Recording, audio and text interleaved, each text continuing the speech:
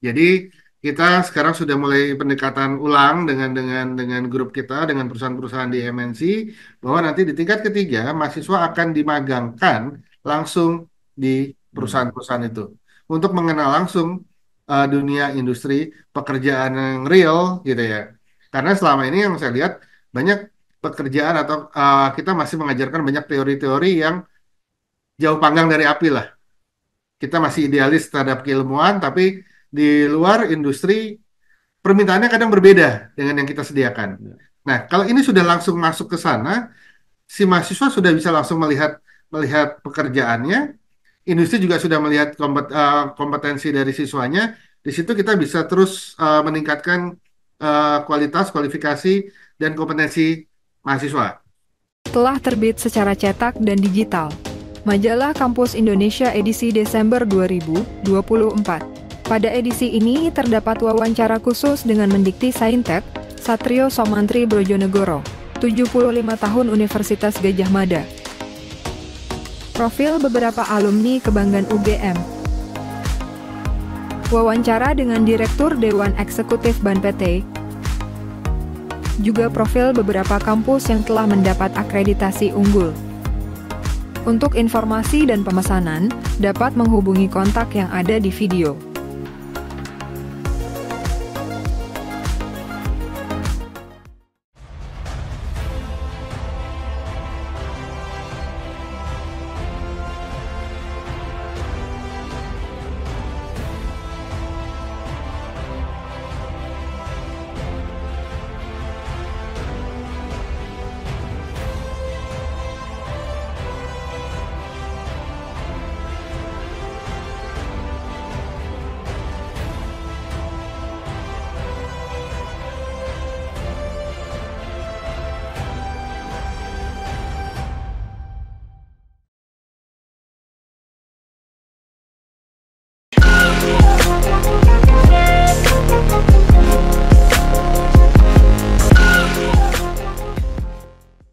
Assalamualaikum warahmatullahi wabarakatuh. Salam sejahtera Waalaikumsalam. untuk kita semua.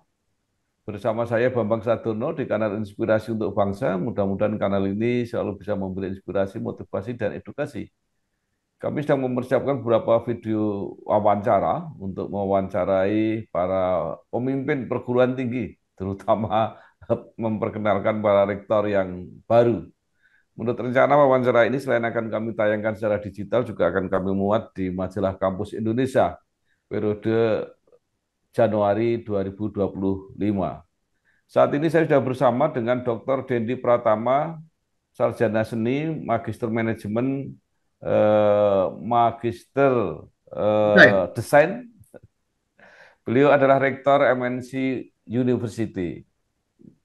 Nah, apa kabar Pak Dendi? baik Pak, sehat, Alhamdulillah.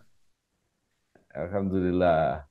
Pak Dendi ini menyelesaikan S1 Desain Komunikasi Visual di Universitas Trisakti, S2 Manajemen SDM di Sekolah Tinggi Manajemen PPM, kemudian juga S2 juga Desain Produk di Universitas Trisakti, dan S3 di ISI Surakarta. Pernah menjadi Ketua Program Studi DKV di Unindra, Universitas Indra Prasta, Wakil Dekan Fakultas Bahasa dan Seni Unindra, Kepala Pusat Penelitian LPPM di Unindra, dan Wakil Rektor Bidang Kemahasiswaan di Unindra. Kemudian juga pernah menjadi Kepala LPPM STMK Trisakti, Direktur Politeknik Bina Madani, dan saat ini menjadi Rektor MNC University yang merupakan anggota MNC Group. Nah, eh, Pak Dendi mungkin bisa dimulai supaya lebih jelas nanti kalau ada yang terlewat perjalanan karir Pak Dendi selama ini sampai saat ini menjadi Rektor MNC University. Silakan, Pak. Baik, terima kasih ya Pak Bambang. Jadi kalau bicara perjalanan karir sebenarnya sudah terangkum tadi yang disampaikan Pak Bambang ya. Jadi saya memang Eh, memulai karir di dunia pendidikan, terutama perguruan tinggi itu di tahun 2004, persis 20 tahun yang lalu. Itu pada saat itu saya langsung mendapat amanah untuk menjadi ketua program studi desain komunikasi visual di Universitas Indra Prasta PGRI selama 10 tahun. Tapi di tengah-tengah itu juga saya mendapatkan tambahan amanah sebagai wakil dekan. Karena pada saat itu di Universitas Indra Prasta PGRI terjadi apa namanya pemekaran fakultas dari tadinya dua fakultas menjadi empat menjadi tiga fakultas. Kemudian saya diminta juga untuk membantu sebagai wakil dekan di Fakultas Bahasa dan Seni. Terus saya sambil melanjutkan kuliah sempat sempat ada penambahan juga karena memang pada saat itu di Unindra masih berbicara efisiensi, jadi ada apa namanya rangkap jabatan lah ya. Tapi kemudian ketika saya kuliah karena perlu fokus, jadi dan ada juga restrukturisasi di Unindra, jadi kemudian di mulai 2014 saya hanya menjabat sebagai wakil dekan. Kemudian setelah selesai kuliah, setahun kemudian ada lagi perubahan struktur organisasi, saya didapuk menjadi wakil rektor bidang kemahasiswaan di Universitas Indra Prasta PGRI. Tapi sambil berjalan, di 2019 saya bertemu dengan sahabat lama, kemudian beliau seorang pengusaha, jadi meminta bantuan saya untuk membantu mendirikan sebuah perguruan tinggi di Bekasi.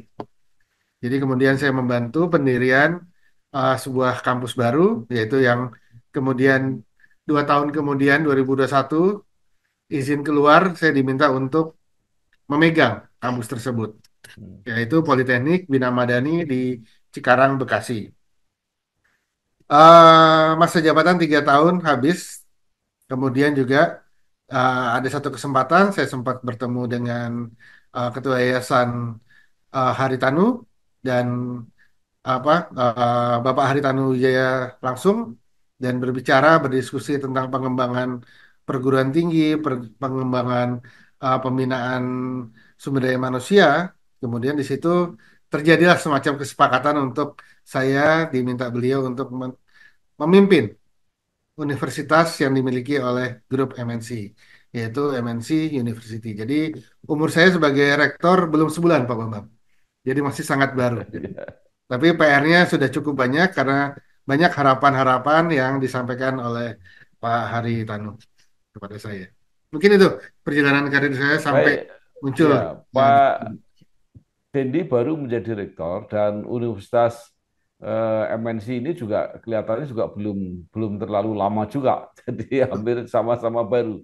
Nah, bagaimana Pak Dendi melihat potensinya dan kira-kira harapan ke depannya seperti apa? ya. Baik, betul Pak. Jadi kalau saya juga melihat kita kayaknya sama-sama nih surveinya masih baru juga, saya juga baru di MNC. Jadi perjalanan MNC University ini baru 2 tahun. Yang sebelumnya adalah penggabungan dari dua sekolah tinggi. Jadi ada STIE MNC dan STKIP MNC, di mana kemudian digabung menjadi universitas yang umurnya ya baru 2 tahun. Jadi mahasiswa paling tinggi itu baru semester 5. Kalau untuk universitas sebenarnya sudah ada lulusan tapi warisan dari yang sekolah-sekolah tinggi sebelumnya. Tapi untuk 4 program studi baru itu belum ada lulusan.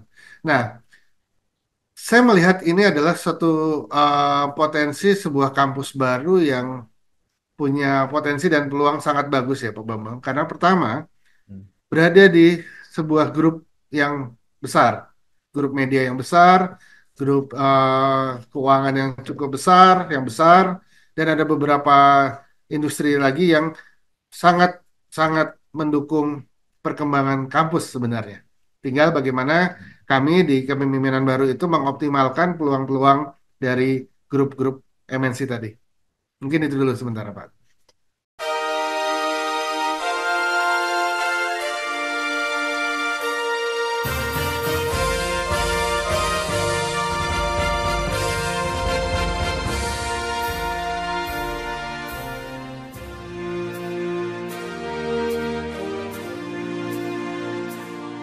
Ya, baik.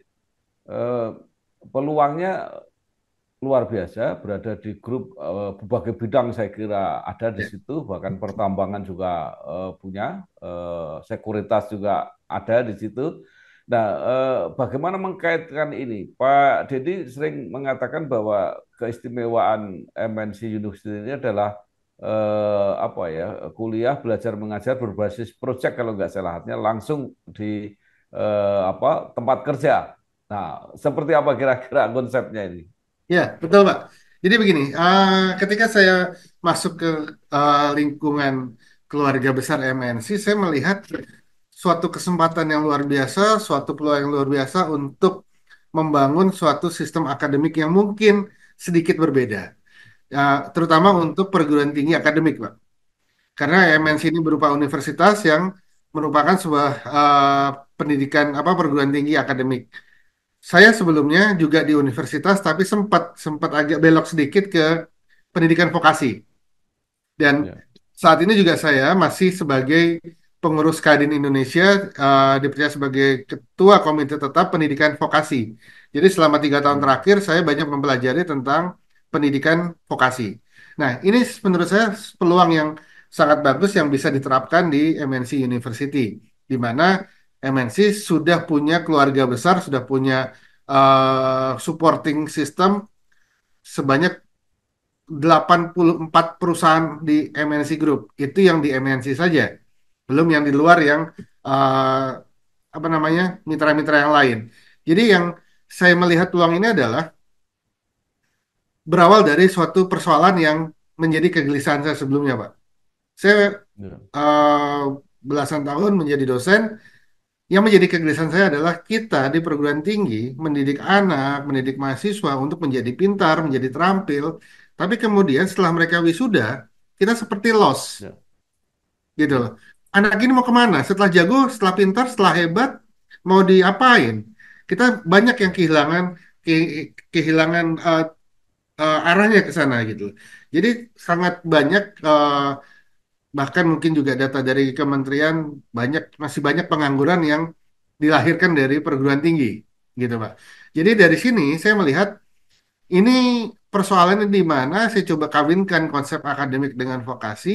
Jadi perkuliahan di MNC University nanti akan lebih banyak berbasis proyek, di mana pertama mahasiswa itu sudah bisa dikenalkan dengan dunia industri lebih awal, dunia usaha lebih awal, tanpa harus menunggu nanti di tingkat akhir untuk yang kerja praktek atau magang, skripsi, tugas akhir dan sebagainya. Jadi konsep yang akan diterapkan nanti di MNC University, saya pikir eh, akan sedikit mengadaptasi perguruan tinggi di vokasi, di mana tahun-tahun awal kita akan perkuat mahasiswa dengan basic keilmuan dan eh, apa namanya attitude lah ya, soft ya, skill. Nah, kemudian di semester di tingkat ketiga kita rencana akan mengawinkan eh, grup besar MNC dengan kampus. Jadi kita akan mencoba eh, mahasiswa kita lepas di grup untuk melakukan proses kuliah di industri. Jadi kita sekarang sudah mulai pendekatan ulang dengan grup kita dengan perusahaan-perusahaan di MNC bahwa nanti di tingkat ketiga mahasiswa akan dimagangkan langsung di hmm, perusahaan-perusahaan itu untuk mengenal langsung dunia industri pekerjaan yang real gitu ya. Karena selama ini yang saya lihat banyak pekerjaan atau kita masih mengajarkan banyak teori-teori yang jauh panggang dari api lah.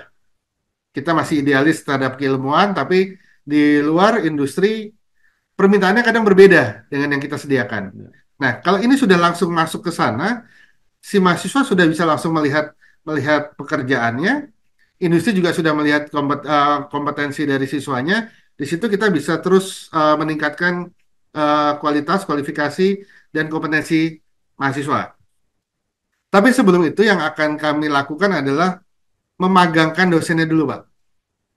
hmm, Nah, sekarang bagaimana kita dosen-dosen bisa menyampaikan kondisi di industri, mengajar ke mahasiswa kalau juga belum pernah terjun ke industri. ya, Kan begitu. Jadi dosen-dosen harus dibekali pengalaman kerja di industri, terutama yang saya lihat sementara ini masih banyak dosen-dosen baru di MNC University. Itu yang mungkin pertama. Kemudian setelah nanti mahasiswa itu dimagangkan selama 1 semester atau mungkin kalau memungkinkan 1 tahun, kembali ke kampus, tahun terakhir, tahun keempat, kita berikan pilihan. Apakah mau langsung melanjutkan tugas akhir, skripsi, atau berwirausaha, atau melanjutkan pekerjaan apabila mereka langsung direkrut oleh anak-anak perusahaan tadi, atau yang langsung berkarya di luar. Itu rencana konsep Ya. yang akan dikembangkan di MNC University, Pak Bambang. Ya, baik. Saya kira ini konsep yang menarik ya, menarik bagi mahasiswanya juga mungkin menarik bagi lapangan kerja karena sudah bisa memilih apa ya SDM yang cocok gitu. Nah, sekarang untuk MNC sendiri apa saja program studi yang disiapkan atau mungkin tergabung dalam fakultas apa saja? Ya, baik. Kalau untuk program studi, saya tidak bisa memilih karena saya di saya masuk sudah berjalan ya Pak. Jadi saat Eh, ini ada 8 program studi di MNC University yang cukup beragam. Yang pertama adalah manajemen dan akuntansi, itu yang bawaan dari STIE MNC terlebih dahulu. Kemudian ada pendidikan matematika dan pendidikan bahasa Inggris yang berasal dari STKIP MNC hmm, dan 4 prodi baru. Ini yang saya pikir potensial banget dengan kondisi ya, perkembangan sekarang, yaitu desain komunikasi visual, sains komunikasi, sistem informasi dan ilmu komputer yang pastinya ya. sangat relevan dengan industri-industri di MNC. Nah, yang jadi tantangan saya adalah untuk kependidikan itu mungkin nanti kita akan memberikan pilihan kepada mahasiswa melalui kurikulum yang sedang kita Hmm, olah bahwa pendidik apa namanya program studi pendidikan di MNC University tidak hanya berorientasi menjadi pengajar atau guru di sekolah, Pak. hmm, Tapi kita akan arahkan, misalnya kayak pendidikan matematika, mungkin kita akan perkuat dengan kemampuan atau kompetensi yang bisa masuk ke industri keuangan, sekuritas tadi, ya, perbankan segala macam. Karena setelah saya diskusi kemarin dengan grup, ya, bahkan industri-industri keuangan di MNC justru membutuhkan sarjana-sarjana matematika misalnya. Jadi hmm, orientasi ke pendidikan, program studi kependidikan tidak hanya menjadi guru di sekolah, tapi juga di jasa keuangan pun, uh, s- kalaupun ke pendidikan ya, kita akan arahkan lebih ke sebagai trainer di tempat kerja. Mungkin seperti itu, Pak. Jadi kayak misalnya pendidikan bahasa Inggris juga sama, bukan hanya menjadi guru, tapi bisa masuk ke dunia uh, industri berita, broadcast, dan sebagainya yang sudah tersedia di MNC. Kalau yang iya, prodi lain sudah cukup jelas lah, sudah sangat iya, relevan dengan grup. iya. Peluangnya luar biasa dan kalau itu dikomunikasikan apa dengan masif itu pasti akan banyak yang tertarik. Nah, tapi sekarang seperti apa kenyataannya peminat untuk masuk ke MNC University? Ya, nah ini yang menjadi PR besar saya, Pak. Artinya dengan Ya, dengan nama besar MNC, dengan segala macam fasilitas, ternyata ke belakang ya ya, masih banyak yang belum optimal. Jadi ke, ya, saya pikir saya tidak punya kapasitas untuk menilai ke belakang. Jadi yang saya lakukan ya, sekarang adalah mempersiapkan MNC University ke depan untuk lebih baik. Mungkin hmm, itu yang bisa saya tanggapi dari ya, pertanyaan itu, Pak.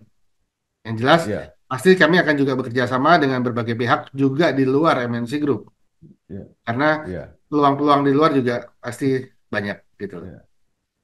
Atau paling tidak sekarang perencanaan program atau prediksi berapa yang akan diterima untuk tahun ini? Oke, kalau tahun depan ini 2025 kami masih Ya, menargetkan baru sekitar di angka 500 dulu, Pak. Karena masih ya, angka perkenalan lah buat saya gitu. ya, ya, Kenapa kami mesti di angka 500? Karena pertama, kami harus banyak evaluasi dulu. Kami masih sadari masih banyak kekurangan di MNC University. Tadi terutama berkaitan dengan tim, berkaitan dengan kurikulum yang masih kami harus rombak dulu, kami sesuaikan. Jadi butuh waktu lah untuk menyiapkan, memperbaiki, dan kemudian mensosialisasikan lagi ke publik. Mungkin seperti itu. Tapi ya. target ke depan pasti ya ribuan. Karena kita juga sudah Ya, mempersiapkan beberapa sarana fasilitas. Kayak sekarang bertempat di Kedoya itu di satu gedung, tapi di depannya juga sudah disiapkan untuk pengembangan ke depan dan rencana ke depan kita juga tahun depan kita akan membuka juga kelas atau perkuliahan di Kebon Sirih, Pak. Jadi Mm-mm. tahun 2025 kita akan membuka kelas selain di kampus Kedoya juga di Kebon Sirih. Dan targetnya ke depan juga mudah-mudahan mohon doanya kita akan mengembangkan kampus di kawasan ekonomi khusus di Lido. Hmm. Baik. Nah, kemudian tadi juga dosen-dosennya menarik karena apa dimagangkan dulu, ya. Nah, itu seperti apa? Mereka itu direkrut langsung magang atau mengajar dulu baru magang? Ya, saat ini dosennya jelas sudah eksis ya, sudah ada ya, gitu. Ya. Jadi nanti Hmm. karena dengan adanya rencana perubahan konsep kurikulum ini, tentunya ya kita harus mengenalkan juga industri di MNC Group ini kepada dosen-dosen. Jadi nanti di waktu sekitar 1-2 bulan libur semester, Ya. kami akan memagangkan, artinya akan menitipkan gimana ya? Akan meminta dosen-dosen untuk ikut terlibat langsung, ikut bekerja di unit-unit usaha yang ada di MNC. Jadi misalnya gini, dosen di kafe, Ya. kita punya perusahaan di MNC itu MNC Picture sama MNC Animasi atau MNC Motion misal. Si dosen misalnya dia selama ini mengajar gambar karakter visual atau misalnya Ya. sinematografi, ya kita akan libatkan si dosen itu dalam pekerjaan yang sedang dilakukan di perusahaan-perusahaan MNC Picture atau animasi tadi. Terlibat langsung. Sehingga punya punya rasa, punya feel, punya pekerjaan di sana, ikut terlibat. Jadi dia bisa nanti jadi bekal dia untuk kembali ke kampus untuk mengajarkan anak-anak dan menyiapkan anak-anak untuk bekerja di tempat itu juga. Mungkin kira-kira seperti itu, Pak. Telah terbit secara digital dan cetak majalah Politik Indonesia edisi Desember 2024 dengan topik utama hasil kunjungan Prabowo ke beberapa negara dan lembaga internasional strategis. Bagaimana target pertumbuhan ekonomi 8% akan dicapai? Dinamika pembentukan BPI dan Antara. Juga koalisi Prabowo Jokowi memenangi Pilkada 2024. Untuk informasi dan pemesanan dapat menghubungi nomor kontak yang ada pada video. Iya, baik, luar biasa. Nah, Pak Dendi sebagai pemimpin ya yang baru, mungkin sudah punya perencanaan-perencanaan. Jadi kira-kira targetnya seperti apa? Mungkin dalam masa bakti mungkin 4 atau 5 tahun itu kalau bisa dikuantifikasi gitu, kira-kira apa yang ingin dicapai? Jujur belum sampai sedetil itu Pak ya, tapi maksudnya target saya dengan potensi MNC University dan keluarga MNC Group, paling tidak peningkatan jumlah mahasiswa yang signifikan, yang sekarang masih sangat sedikit. Target saya di tahun ketiga itu bisa menyentuh angka 4 sampai 5 ribu. Kemudian peningkatan juga yang signifikan serapan lulusan MNC University sekitar 40 sampai Ya. 50 sampai 50% ke MNC Group. Kemudian di tahun keempat kelima setelah saya diskusi dengan yayasan juga kami akan coba untuk memulai pengembangan kampus tadi di kawasan ekonomi khusus di Lido. Jadi sementara itu yang ada dalam gambar saya untuk breakdownnya sendiri saya masih sedang nyicil-nyicil lah Pak. Begitu Oh iya, kira-kira. Pak. Baik. Nah, eh, tadi dosen dimagangkan. Ya. Apakah apa ya tidak tidak juga dilakukan bahwa apa eksekutif-eksekutif atau manajer-manajer yang mereka sudah berpraktek bertahun-tahun itu justru menjadi dosen? Oh itu ya, itu pasti. Kalau yang itu jadi kayak pertama begini Pak. Tadi kan yang saya sampaikan di awal, kondisi saat ini dosen-dosen kita tahu bahwa ada dosen yang masuk ke menjadi home base kan Pak, masuk ke PDPT lah, Ya. PD Dikti. Nah saat ini dosen-dosen kami harus kami akui sebagian dari dosen-dosen yang menjadi dosen tetap yang terdaftar di PDPT dan menjadi home base di sini, mayoritas masih dosen junior, Pak. Masih yang baru baru Hmm. mengajar 2 3 4 tahun yang mungkin baru lulus S2-nya juga 5 6 tahun yang lalu. Jadi pengalaman industrinya saya pikir masih perlu ditingkatkan lagi. Itu yang tadi dimagangkan. Tapi jelas Ya. kalau tadi bicara tadi praktisi segala macam ya sudah pasti akan kita libatkan karena kami juga sudah mendata rekan-rekan kami yang di grup yang sudah jelas punya pengalaman pengalaman belasan tahun bahkan puluhan bahkan beberapa yang mungkin akan pensiun dini akan beralih ke kampus juga. Jadi nanti itu juga akan menjadi program kita bagaimana rekan-rekan yang sudah bekerja di industri itu akan membantu mengajar. Dan kemudian bagi yang tidak bisa mengajar rutin, kita sudah mulai merancang kuliah umum rutin, Pak. Jadi kami mempunyai fasilitas, ada auditorium di kampus, juga di MNC Center itu ada conference conference hall itu, dan kami sudah melakukan kuliah umum yang cukup baik lah di minggu lalu. Kita mendatangkan pakar-pakar, praktisi-praktisi yang tentu sangat mudah bagi kami untuk kami panggil. Jadi itu juga menjadi strategi kami untuk meningkatkan kualifikasi dan kompetensi baik mahasiswa maupun dosen-dosen muda tadi untuk sharing. Jadi sudah pasti praktisi-praktisi handal yang ada di MNC baik di luar bahkan dengan ya mohon maaf kalau saya harus tanda kutip membawa nama besar Pak Haritanu juga pasti akan mempermudah kami untuk mengundang tokoh-tokoh di luar untuk kuliah umum dan Ya. menjadi dosen di tempat kami, Pak. Ya. Grup MNC salah satu andalan yang cukup menonjol adalah media. Betul. Apakah ini tidak dimanfaatkan ya semaksimal mungkin untuk tadi mempromosikan, mensosialisasikan MNC University ini? Saya kira kalau itu dimanfaatkan akan cepat tumbuhnya. Betul, Pak. Betul sekali. Apa yang Bapak sampaikan sangat betul. Jadi, makanya itu yang tadi saya sampaikan. Dengan potensi sebesar ini, MNC University 2 tahun ke belakang, bahkan dengan college STKIP Sekolah Tinggi 5 tahun ke belakang, saya hanya bisa menilai belum optimal. Jadi saya tidak Ya, tidak dalam kapasitas untuk menilai yang ke belakang, tapi yang jelas saya pasti sebagai pimpinan baru di MNC University akan memanfaatkan dengan amat sangat, Pak. Itu suatu suatu ya, berkah yang luar biasa dengan pengalaman saya di perguruan tinggi lain, saya masuk ke MNC University dapat support yang luar biasa, pasti akan saya ya, manfaatkan. Jadi kemarin juga saya sudah koordinasi dengan tim marketing, nanti insya Allah dalam waktu dekat Pak Bambang akan sering melihat iklan MNC University ke depan, Pak. ya, Jadi pasti akan banyak perubahan, pasti akan banyak lebih ini.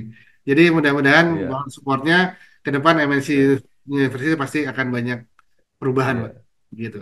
Jadi yang bahkan Nah, saya sampai kemudian sampai saya ya, sampaikan ke teman-teman, MNC University dengan berkah punya grup media sebesar ini, tapi hampir tidak terlihat dan tidak terdengar kan begitu. Nah itu ya, yang akan saya ubah dengan paket manajemen yang baru, Pak. Jadi insya Allah mulai ya, 2025 kita akan langsung lari, Pak. Gitu sebenarnya. ya. Ya. Nah, saya banyak mewawancarai para pimpinan perguruan tinggi. Salah satu yang menjadi apa ya daya tarik dari mahasiswa itu biasanya ada program-program beasiswa. Ya, Nah, saya pikir kalau bagi saya itu MNC itu dengan posisinya yang begitu mungkin punya CSR yang luar biasa yang bisa dimanfaatkan ya. untuk apa ya memberi rangsangan lah kepada calon-calon mahasiswa. Apa itu sudah dipikirkan Pak Dindi? Baik, Pak. Terima kasih, Pak. Ini sekalian saya promosi jadinya, Pak.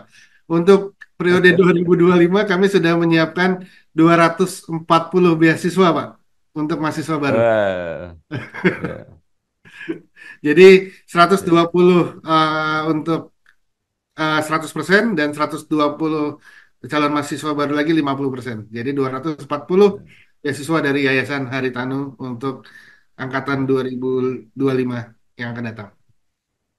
Ya, baik. Mungkin terakhir ada sekitar lebih dari 4.000 perguruan tinggi di Indonesia. Nah, apa yang jadi mimpi Pak Dendi untuk membawa MNC University ini?